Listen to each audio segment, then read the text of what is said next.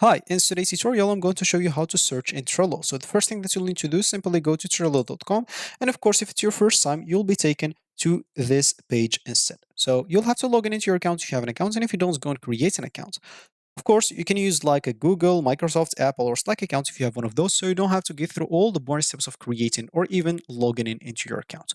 Once you're logged in, you should find yourself here. If you have a team, by any chance, you can simply go to this list member, or list chance members, or list option members, and make sure to invite them using their email address or name. If they have a Trello account, as example, let's say someone has this email, I'll find them right here. I can simply click on them and invite them with a specific message if I want to. Of course, I can bulk like send to someone, I don't know, maybe someone named Alex or something like that. As you can see, I can invite them, etc. I can bulk invite people. If I want, I can even invite people using a link. Click on this, it will copy a link and you can paste it to people that you want to invite. So now how can you search in Trello? As you can see at the top right corner, you'll find the search option. Here, you can look for whatever you want.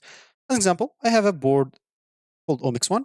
Let's say you have multiple boards. You are not on the free plan, so you'll not be able just to create, I don't know, 1, 2, 3, 4, 5, 6, 7, 8, 9. So, example, you'll not be able to create just 10 boards. You'll be able, let's say, you'll be able to create unlimited boards. And you have a lot of boards, and you're trying to look for a specific board that you want. So, you can simply go to search and look for Omix 1 board. And as you can see, you'll find this right here. You can look for other stuff other than like boards. You can see as example all results or advanced research. So look for specific stuff like workspaces and a lot of other stuff like closed board, archive cards. As example, if you're looking for cards specifically, cards like description and a lot of other stuff that you can look for. And that's how you use search. So that's gonna be it for me in this video. Thank you for watching and goodbye.